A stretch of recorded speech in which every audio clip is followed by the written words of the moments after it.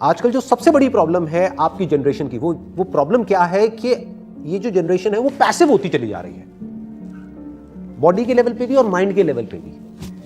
We need something to occupy our attention. मतलब हमको अपनी अटेंशन को कंट्रोल करके एक जगह पे टिकाना नहीं आता है। That is a big problem.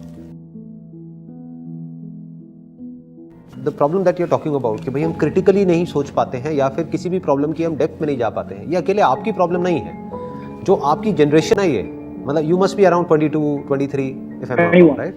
21, right? हाँ, तो ये जो एज ग्रुप है ना, ये जो 20-22 साल की एज ग्रुप है, इस एज ग्रुप में बहुत लोगों को ये प्रॉब्लम आ रही है कि मतलब माइंड एक जगह पे टिकता ही नहीं है। इनफैक्ट इसी को आप थोड़ा सा और आगे बढ़ाओ तो इसका प्रॉब्लम का एक नाम भी है जो कि ऑफिशियली मेडिकल टर्म्स में जिसको ADHD बोलते हैं, कि बेसिकली हमारा जो माइंड है वो हाइपर एक्टिविटी मोड में रहता है, कि मतलब माइंड में हमेशा कुछ ना कुछ घूमता ही रहता है, और अगर हमको अपने माइंड को एक जगह पे टिकाना हो, लगाना हो, तो वो हो नहीं पाता है। ऐसा ही है ना प्रॉब्लम, कि हमारा जो अटेंशन स्पैन है वो बहुत ही कम हो गया है, और अगर कोई मोबाइल पे कुछ ऐसा चल रहा है जो आपकी अटेंशन को ग्रैब कर ले तब तो कोई दिक्कत नहीं है, that is like more of a passive approach. But अगर एक्टिवली आपको कहीं किसी प्रॉब्लम में दिमाग लगाना है और उस प्रॉब्लम की डेप्थ में जाना है और आउट ऑफ द बॉक्स सोचना है, तो वहां पे इश्यूज आने लग जाते हैं, क्योंकि वहां पे बेसिकली हमारी ऐसी आदत नहीं है, हमारी ऐसी हैबिट नहीं है। तो अब बात आती है कि इसका सोल्यूशन क्या है। आप क्या करो, अपने आप को किसी चैलेंजिंग एनवायरनमेंट में डाल दो जहां पर कि आपके पास में कोई ऑप्शन ना हो, बट आपको हर कदम पे दिमाग लगाना ही पड़े। For example, you can go on a track. आप जैसे अभी कनाडा में हो, राइट?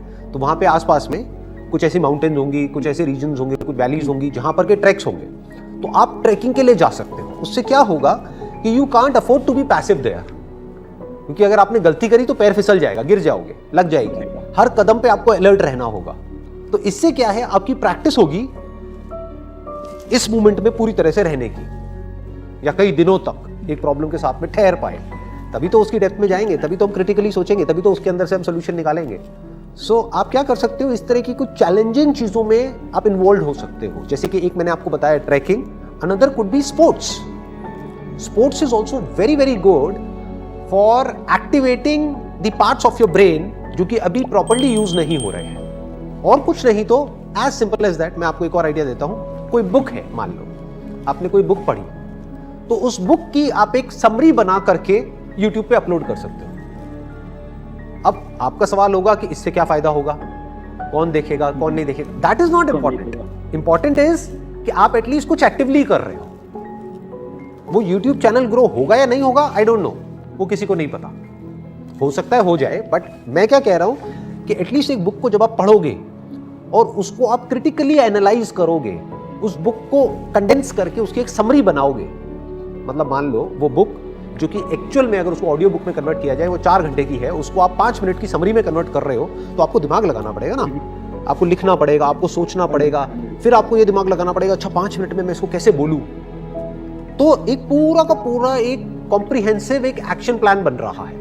तो जब आप इस तरह से कुछ चीजें करोगे, और हो सकता है वो करने में आपको मजा आने लग जाए। करना कुछ भी नहीं है, फ्री का चैनल है, वो आपने बनाया, अपना वहां पे अपलोड किया, और आप तो वैसे ही कनाडा में बैठे हो, तो अगर उस बुक की समरी को लोग देखने लग गए और सुनने लग गए, तो होगा क्या कि आपको डॉलर्स में पैसा आएगा ना, राइट? और कुछ नहीं तो आपकी जो क्रिटिकल जो थिंकिंग है ना, वो डेवलप होगी ability. So what I am saying is, do something in which you can't afford to be passive.